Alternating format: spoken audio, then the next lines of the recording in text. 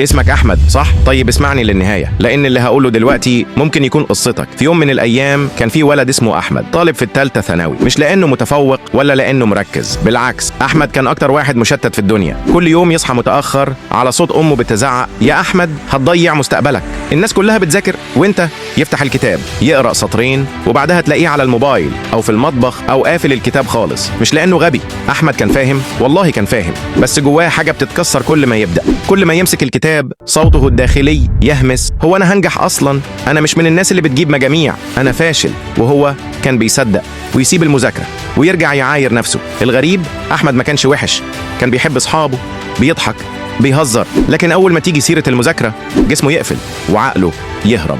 عدت شهور، كل اللي حواليه بيضغطوا عليه وهو كل يوم بيتآكل من جواه. جربت تحس انك شايف مستقبلك بيتسرق ومفيش جواك طاقه تبدا؟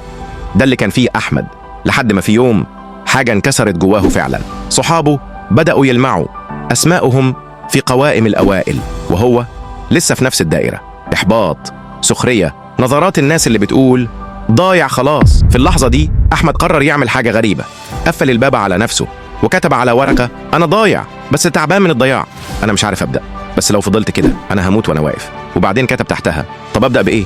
أحمد ما بدأش بجدول، ما عملش كورسات، ما جريش على دروس، هو بدأ بحاجة واحدة بس: إنه يسمع صوته الداخلي ويواجهه. كان كل مرة يمسك الكتاب يسمع جواه صوت بيقول: مش هتفهم، فيرد: مش لازم أفهم كل حاجة، بس هبدأ. الصوت يقول: الناس سبقتك، فيرد: أنا لو ركزت على نفسي ممكن ألحق. الصراع ما كانش سهل، كان بيتعب وكان بيزهق، بس لأول مرة بقى واعي بالصوت اللي بيكسره، وبدأ يلاحظ حاجة غريبة: كل مرة بيقاوم الفكرة السلبية بيذاكر دقيقة زيادة، والدقيقة بقت 5 والخمسة بقوا 15، وبعد أسبوعين أحمد بقى بيذاكر ساعة كاملة من غير ما يحس. هو ما كانش معجزة، بس لما النفسية اتعدلت المذاكرة مشت، وبدأ يعمل حاجة تانية بسيطة بس قوية جدا. كل يوم قبل ما يذاكر كان يكتب 3 جمل: الأول: أنا مش مطالب أكون مثالي. ثانياً: أنا مطالب أبدأ.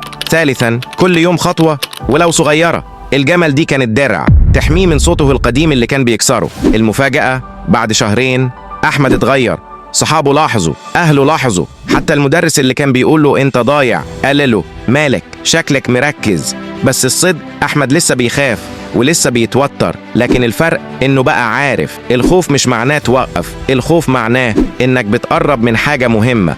وفي نص السنة جاب 88%، أول مرة في حياته يجيبها، وكان وقتها في الحمام بيعيط لوحده، مش من الفرحة، من الصدمة إنه أخيراً بدأ يصدق نفسه. وفي آخر السنة ما كانش الأول، بس جاب مجموع محدش كان متخيله، والأهم إنه بقى إنسان تاني. دلوقتي السؤال الحقيقي هو: أحمد كان عنده حاجة مش عندك؟ كان عبقري؟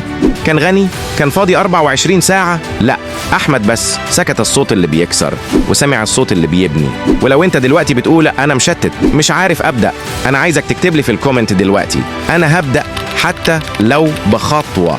وعلشان ناس زيك توصلها الرسالة دي، اعمل لايك وبعته للي محتاجه، واشترك في القناة، علشان كل قصة جاية هتكون دليل جديد إنك مش لوحدك.